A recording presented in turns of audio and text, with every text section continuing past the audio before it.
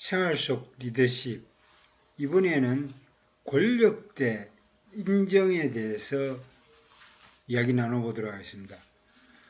예전에 권력이라 하면 관건과 무력에 의한 나쁜 그 상징이 떠오르는데, 새롭게 변화한 시대에 리더십도 권력에서 인정으로 바뀌어야 한다라는 전제하에 권력 대 인정의 리더십에 대해 오늘은 다뤄볼까 합니다.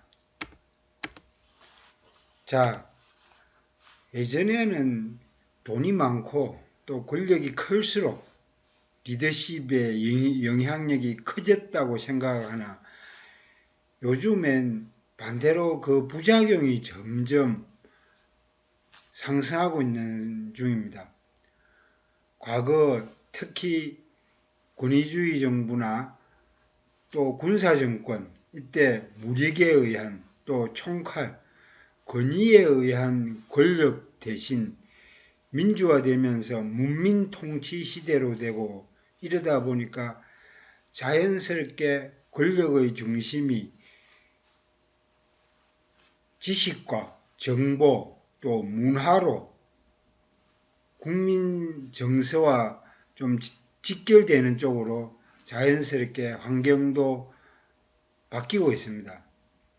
특히 힘에 의한 권력과 권위에서 이제는 자연스럽게 투표에 의해서 내가 내 손으로 뽑은 정치 권력, 이런 의미로서 좀 인정의 문화, 이런 방향으로 리더십도 이동하고 있다고 할 것입니다. 엘빈 토플러의 유명한 권력이동이라는 책이 있지 않습니까? 예전에는 정말로 그 무력에 의한, 힘에 의한 그런 권력이 대세였다면, 이제는 자본과 또 자본 다음으로 지식, 정보 등으로 권력이 이동했다고 엘빈 토플러가 계속 주장을 했었는데, 많이 바뀐 것 같습니다. 특히 요즘의 권력은 아직도 자본의 권력이 심하긴 한데, 문화 권력, 또 지식, 또 정보를 많이 가진 쪽으로 권력이 좀 이동했다고 볼 수 있겠는데, 물론 아직도 그 돈이나 또 힘이 있는 권력 중심으로 모이는 거는 그 영향은 부정할 수는 없는데, 대신에 전반적으로 지식과 정보, 문화 쪽으로 많이 이동한 걸 알 수 있습니다. BTS, 이런 우리 대한민국이 낳은 걸출한 아이돌, 이런 것만 봐도 엄청나게 세상은 많이 권력 지형도 바뀌었다고 할 수 있겠죠. 지금의 권력이 문화 또 인정 중심으로 좀 자연스럽게 좀 이동했다면, 다음에 권력은 또 어떤 게 질까요? 인공지능, 빅데이터, IT 기술, 이런 상상을 해보는 것도 또 재밌을 것 같아요. 미국 같은 경우는 구글, 페이스북, 아마존, 이런 신흥 IT 대기업이 권력을 장악하고 있다. 그래서 IT 쪽, 특히 인공지능, 빅데이터, 이런 쪽으로 권력이 점차 이동하고 있다고 전망을 하는데, 우리나라는 어떨지, 그래서 다음 권력은 뭘지 이렇게 한번 우리가 예측해 보는 것도 재밌을 것 같습니다. 대신에 좀 권력이라 하면 좀 부정적인 느낌, 이런 게 많은데 권위에 의한, 힘에 의한 이런 뭐 작용 이런 거에 대한 반발이 좀 커가지고 권력 대신에 이제는 인정하는 내가 받아들일 수 있는 힘 그걸 이제 좀 많이 좀 이래 우리가 중심에 두고 있기 때문에 권력 대 인정 이런 측면에서 이번에 좀 자세히 살펴보도록 할까 합니다. 자, 링컨이 거의 모든 사람이 역경은 견뎌낼 수 있다 라고 보고 대신에 한 인간의 인격을 시험해 보려면 그에게 권력을 줘보라. 참 저한테 권력을 주면 어떻게 할까? 한편으로는 달콤한 권력의 그 유혹에 빠져가 한번 나도 휘둘러 보고 싶은 그런 유혹도 있겠지만 그 뒷감당이 좀 우려되기 때문에 고민이 좀 많이 될 것 같아요. 그래서 역사 이래로 권력자의 이면을 또 이렇게 살펴보면 그 사람의 인격이 분명히 숨어 있는 것 같아요. 그래서 지금도 뭐 돈과 권력을 주보면 어떻게 뒤집어질지 또 어떤 반응을 보일지 그 인격이 드러나는 면은 분명히 있는 것 같아요. 우리 영화나 드라마에 보면 권력을 가지면 잠재된 또 폭력성이나 또 잠재된 어떤 뭐 자기의 욕망 이런 게 막 분출이 되고 이래가지고 드라마틱하게 나오는데 참 어려운 문제인 것 같은데 하여튼 권력은 인간의 욕망이기도 하고 또 한편으로는 거기에 좀 이래 부작용도 크고 또 권력 이면에 어떤 또 다른 세계가 있기 때문에 그 삼국지나 또 우리 마키아벨리즘 이런 걸 보면 이 권력이라는 게 어떤 측면이 있는지 우리가 인간의 모습 또 역사 안에서 그런 권력의 변화, 권력을 가진 인간들의 전행을 많이 봐왔기 때문에 참 이게 리더십과 이제 좀 결부시켜가 다룰 때는 참 어려운 문제인 것 같아요. 대신에 리더십이 그 전쟁에서 비롯돼가 군인들이 먼저 리더십에 대한 연구가 이루어졌다 그러던데 실제로 우리 현대 사회에서는 뭐 군인, 전쟁 이런 거는 좀 약간 뭐 현실에서 동떨어진 문제로 많이 좀 이 평화의 시대이기 때문에 조직의 어떤 뭐 합리적인 방향으로 이끌어 나가는 이런 게 리더십이라고 본다면 권력과 권위에 의한 리더십보다는 좀 인정에 의한 리더십 이런 게 좀 더 바람직한 모습일 것 같아요. 그렇지만 또 우리가 권력과 권위의 그 이면에 숨어 있는 그 리더십의 모습들도 한번 살펴볼 필요는 있을 것 같아요. 자, 권력의 법칙이라는 로버트 그린의 책이 있는데 거기에 자기 중심으로 권력을 끌어모으는 법 이런 거를 좀 다뤄놓은 책인데 저는 그 로버트 그린의 유혹의 기술 이 책은 또 재미있게 봤거든요. 근데 권력의 법칙이라면 왠지 좀 무서운 느낌 그런 것 때문에 약간 주저했는데 이번 또 강의 준비하면서 다시 또 쳐다보게 되는데 의외로 안에 내용들은 그냥 평범한 리더십과 관련된 것도 많더라고요. 대신에 좀 권모술수 이런 부정적인 느낌이 없지 않아 있는데, 권력을 끌어모으기 위한 인간의 욕망이 들어있다라는 측면에서 한번 뭐 가볍게 다뤄봐도 될 것 같아요. 권력의 법칙 제1, 자신을 재창조하라. 권력을 잘 가꾸려면 끊임없이 자기 혁신을 해야 된다. 이런 주장인데 뭐 나쁘지 않은 말 같아요. 그죠? 또 권력을 제대로 사용하려면 상대가 어떤 사람인지 정확히 알라. 조력자인지 또 권력의 먹잇감인지 하여튼 대상을 정확하게 파악하라. 그 다음에 저거의 평정심을 흩뜨려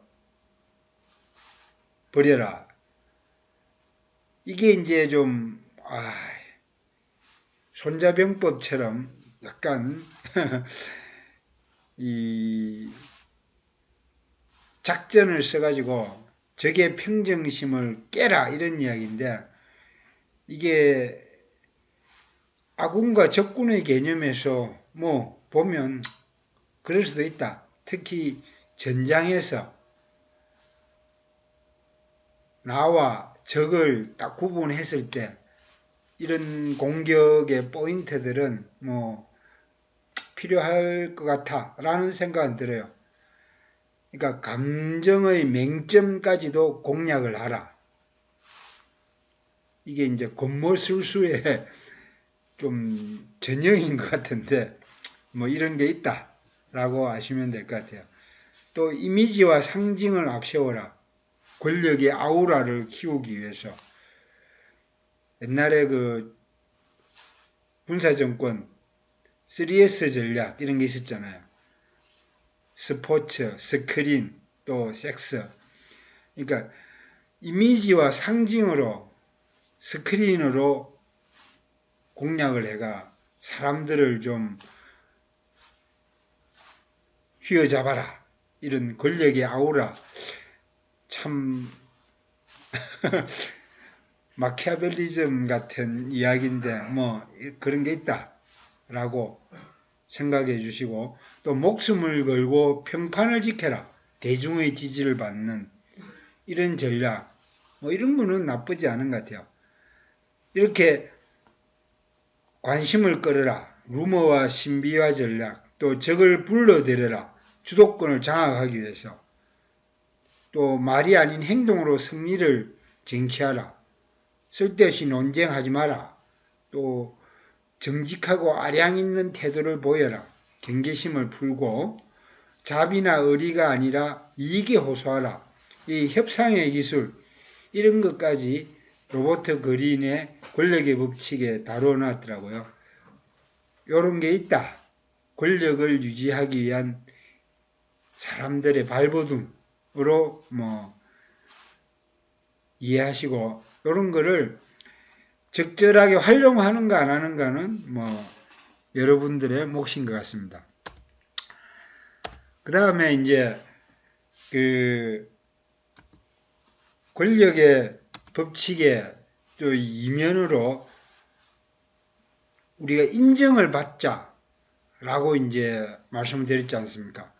권력은 좀 권위주의 정부, 부정적인 느낌이 많은 반면에 이제는 인정을 받아서 새로운 리더십을 구축하자라는 측면에서 로버트 그린 책 중에 좀 우리가 인정의 리더십으로 뽑아올 만한 내용들을 따로 한번 골라봤습니다. 품격과 신비감을 높여라. 자기의 존재감이 있어야 되겠죠. 대신에 없을 때 빛이 나게끔 신비감을 가지게 하는 부분은 좀 필요한 것 같아요. 우리 나훈아 같은 경우 자주 무대에 안 나오지 않습니까?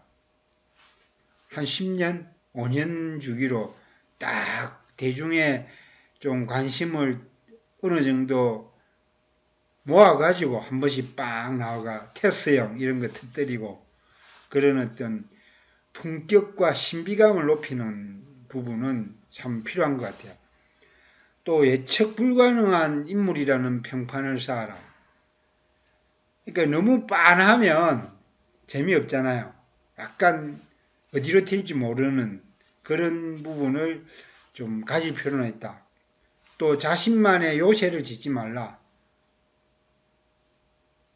요즘 같은 디지털 IT 정보화 시대에는 너무 성을 쌓아가지고 될 게 아니라 자꾸 벽을 허물고 경계를 뛰어넘고 여러 장르를 왔다 갔다 하면서 크로스오버 전략으로 가라는 그런 부분인 것 같은데, 괜찮은 것 같아요.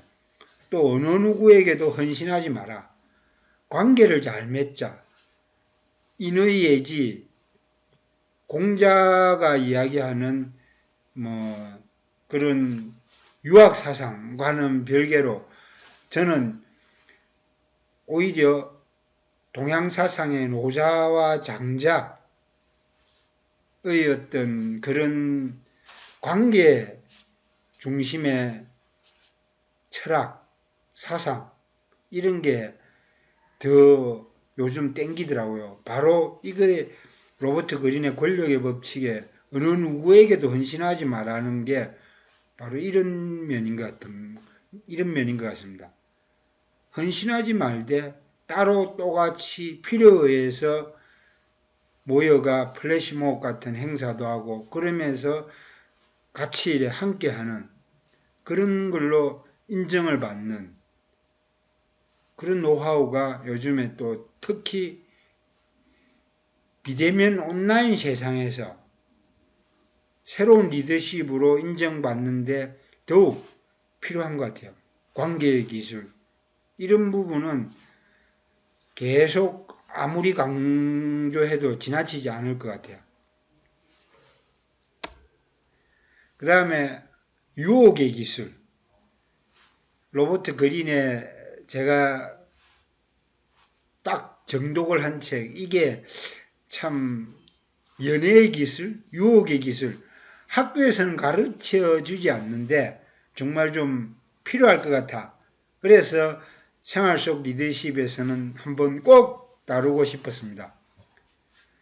관심을 끌려면 주위 사람들한테 계속 끊임없이 욕망을 자극하라.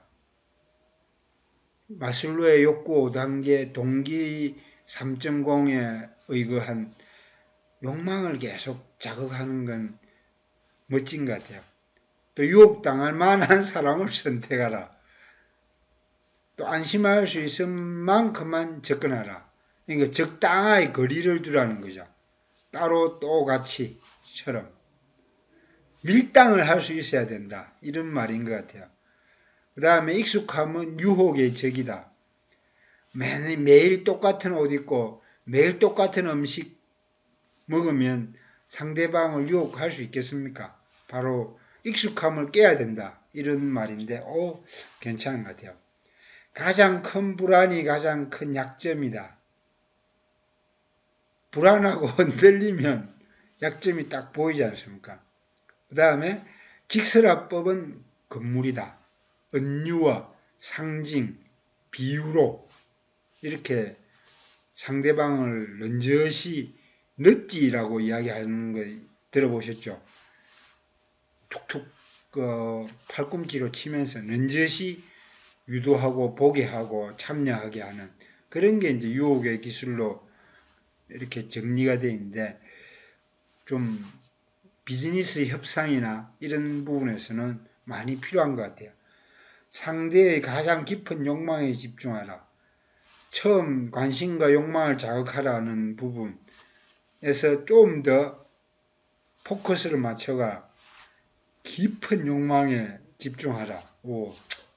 맞는 것 같아요. 상대가 진짜로 원하는 게 뭔지 그걸 한번 제대로 살펴보고 유혹하고 연애의 기술을 활용하는 건 나쁘지 않은 것 같아요. 결국 학교에서는 이런 거 안 가르치시는데 생활 속 리더십에서 저는 로버트 그린 유혹의 기술은 손자병법처럼 꼭 한번 읽어볼 필요가 있지 않을까 생각을 합니다. 자, 권위에 의해서 사람을 끌어당기고 또 교육을 하고 이런 것보다 콘텐츠의 품질 인정을 통해서 교육을 자연스럽게 유도하는, 그래서 한국 유러닝 연합회가 우수 콘텐츠 품질 인정을 한 15년째 하고 있는데요. 권위에 의한 리더십보다 인정에 의한, 그러니까 품질 인정을 통해서 그 인정받은 콘텐츠로 교육을 받으면 훨씬 더 효과도 높기 때문에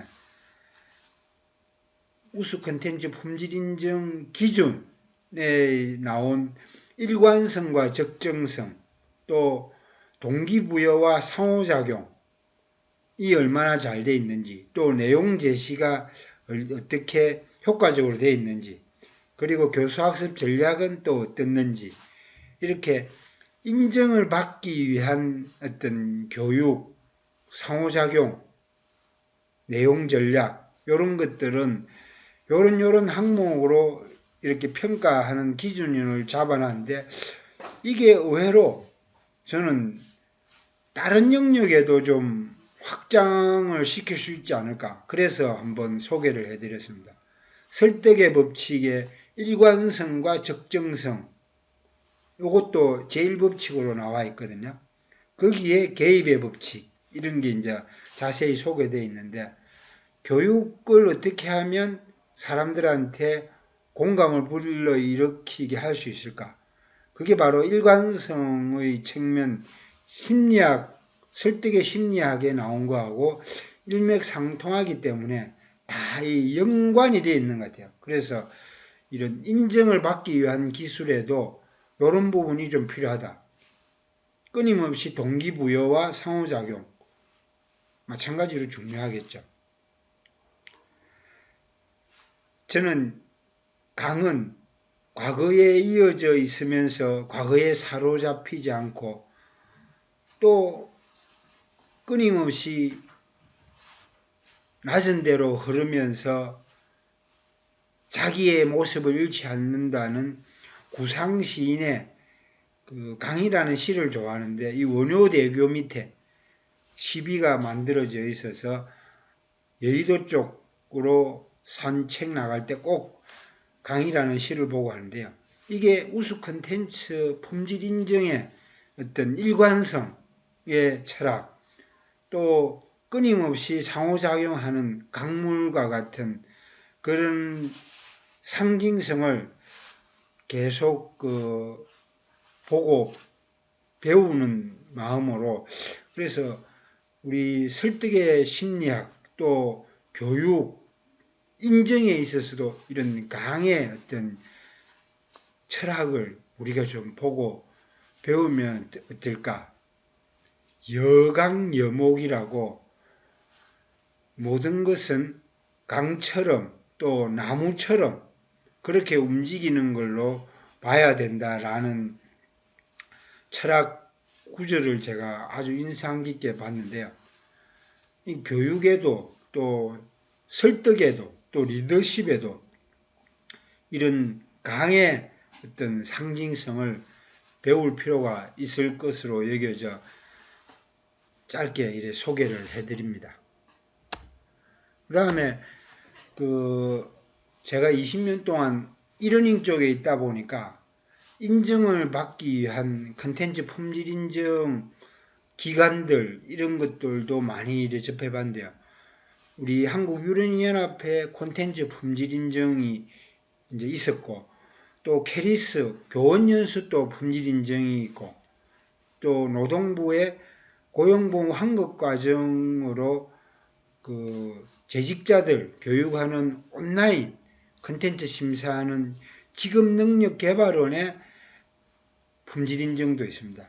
이건 이제 패스 오어 페일도 다루어지는데, 실제로 이런 인정을 통해서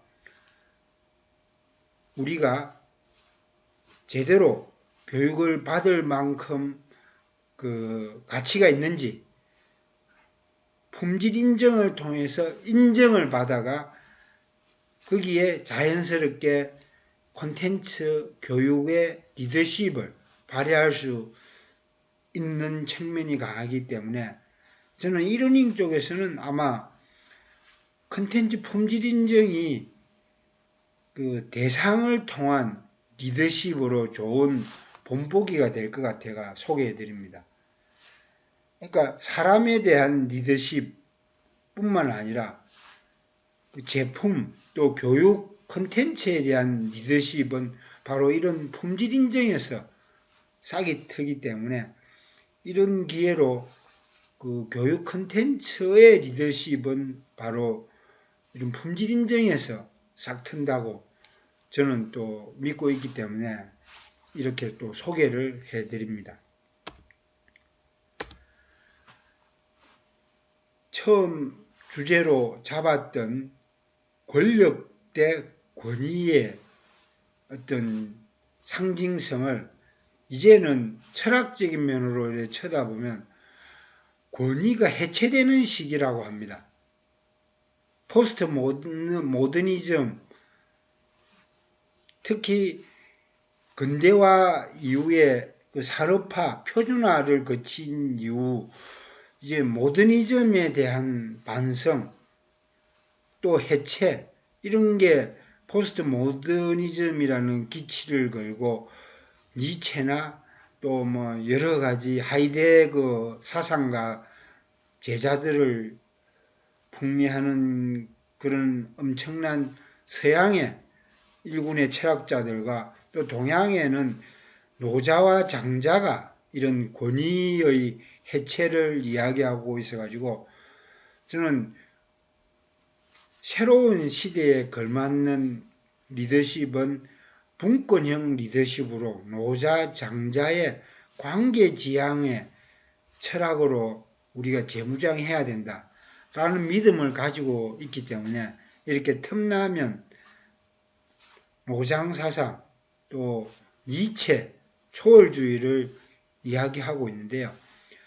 권위주의 또 권력에 의한 일방적인 무력을 통한 그 행동 변화의 시대는 가고 이제는 자발적인 참여와 인정으로 문화를 바꾸는 또 새로운 움직임으로 나아가는 이런 리더십이 요구되고 있기 때문에 저는 노자 장자의 관계지향 철학 사상이 정말로 꼭 필요한 것 같아가 틈나면 이렇게 소개를 하고 있는데 서강대 최진석 교수의 노자 장자 강의를 유튜브에 한번 검색해가 들어보시면 제 말을 좀 더 깊은 이해를 할 수 있을 걸로 믿습니다.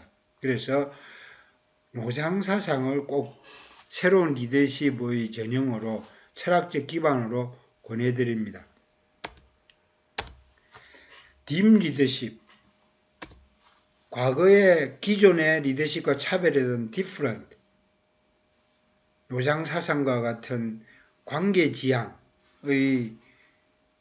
철학을 기반으로 한 디프런트, 또 리더십 DNA 본질을 공유하는 이센셜, 궁극적으로 감성에 공감하는 엠퍼시, 내면 깊은 곳에 심오한 그 무엇을 의미하는 프로파운드, 코로나로 인한 비대면 세상에 이렇게 권위, 권력에 의한 부정적인 게 아니라 인정에 의한 상호간의 존중에 의한 새로운 리더십을 딥 리더십으로 우리가 무장을 해야 된다고 믿고 있기에 오늘은 인정에 의한 리더십을 강조해 봅니다.